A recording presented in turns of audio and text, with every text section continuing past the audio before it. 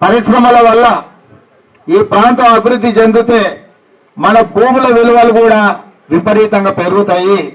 ఇవాళ కోకాపేటలో 100 కోట్లకు ఎకరం ఎందుకు, కొడంగల్లో 10 లక్షలకు ఎందుకు ఎకరం ఉంది?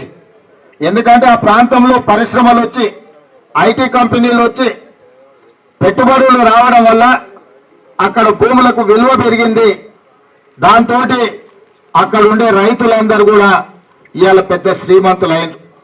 ఇవాళ మన ప్రాంతంలో ఫార్మా కంపెనీలు వస్తే మన నిరుద్యోగ యువకులకు ఉద్యోగాలు హకీంపేట, పోలేపల్లి, లగచర్లలో ఉన్న పిల్లలకే కాదు, మన శాసనసభ నియోజకవర్గంలో ఉన్న చదువుకున్న యువకులకు అందరికీ కూడా ఉద్యోగమే కాకుండా ఉపాధి అవకాశాలు, అక్కడ లేబర్ పనులు ఉండొచ్చు, ఇతర పనులు ఉండొచ్చు. ఆ పరిశ్రమలు వస్తే అక్కడ హోటళ్లు పెట్టుకోవచ్చు, లేకపోతే అక్కడ ఇతర వ్యాపారాలు కూడా పెట్టుకోవడానికి అవకాశం ఉంటుంది. ఇదే కాకుండా అభివృద్ధి వచ్చిన కొద్దిగా మన భూముల విలువలు పెరుగుతాయి.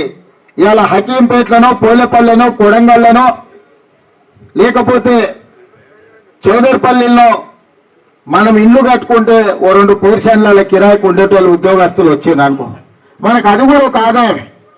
మన ప్రాంతంలో పాఠశాలలు వస్తే పిల్లలు చదివించుకోనికే వాళ్ళ తల్లిదండ్రులు ఇక్కడికి వస్తే మన ప్రాంతం అభివృద్ధి చెందుతుంది.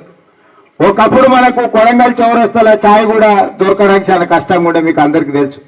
100 రూపాయలు ఉన్నాయంటే పరికన్న పోవాలి, తాండూరు కన్న పోవాలి. మన పైసలన్నీ తాండూరు వాళ్ళకి కొడంగల్ మన పరిగోళ్ళకే ఇచ్చి వచ్చినాం. మా జయపునాడు మా స్వామి పొద్దుగాల ఇంట్లో ఛాయ్ తాగితే బయటకు వెళ్తే చక్క పరిగిలినే తేలుతాడు. మా నరసింహని 7:10 అంటే పరిగిలో కలుస్తాడు, సార్ నువ్వు పోయేటప్పుడు అని చెప్తాడు. రాజేష్ నడితే పిల్లలు చదువు అంతా తాండూరు పోతాడు.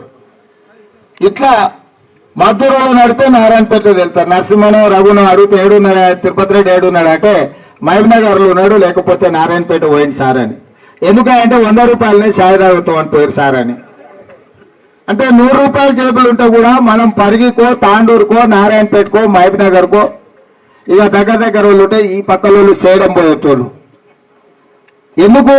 ఆ ప్రాంతంలో పరిశ్రమలు వచ్చి, ఆ ప్రాంతంలో కాలేజీలు వచ్చి, ఆ ప్రాంతంలో ఇతర ఆసుపత్రులు రావడం వల్ల ఈరోజు ఆ ప్రాంతాలు అభివృద్ధి చెందినాయి. కాబట్టి మనం పోయినాం.